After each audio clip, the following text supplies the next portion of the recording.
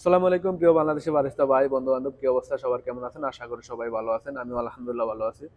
তো চলেন আজকে একটা এসপ্রেসো ক্যালিব্রেশন করি এবং আপনাদের সাথে শেয়ার করি। আশা করি ভিডিওটা হেল্পফুল হবে। তো একটা এসপ্রেসো ক্যালিব্রেশনের দুইটা ধাপ থাকে। একটা হচ্ছে গ্রাইন্ডার মেশিনের যে ক্যালিব্রেশনটা, যেটা কিনা বেশ ছোট করতে হয় বড় করতে হয় সেটা। আর আরেকটা হচ্ছে এসপ্রেসো মেশিনের যে সেট আপটা সেটা। সো আমি হচ্ছে মূলত এসপ্রেসো মেশিনের যে সেট আপটা সেটা করবো।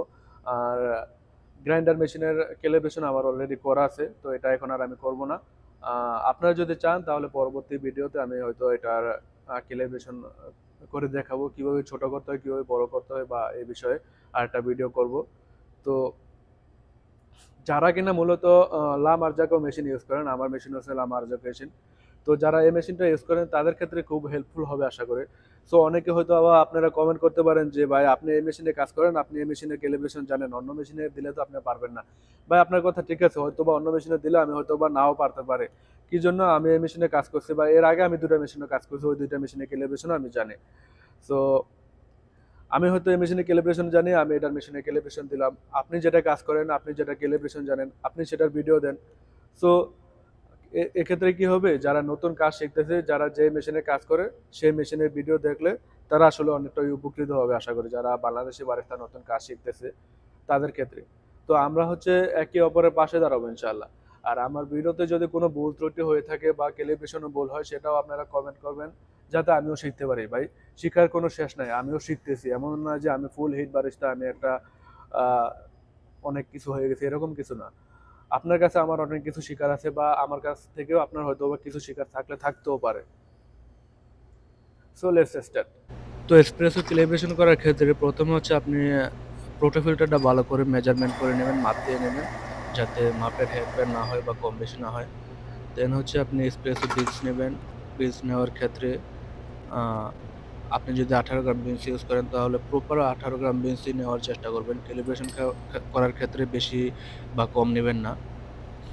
তো আমার হচ্ছে 18 গ্রাম বীজ নেওয়া কমপ্লিট। এখন হচ্ছে প্রোটোফিল্টারে গ্রুপে লাগিয়ে দিলাম। আরেকটা জিনিস খুব ইম্পর্টেন্ট, সেটা হচ্ছে এরকম একটা স্কেল, মেজারমেন্ট স্কেল। আপনার ক্যালিব্রেশন করার ক্ষেত্রে এটা খুব ইম্পর্টেন্ট।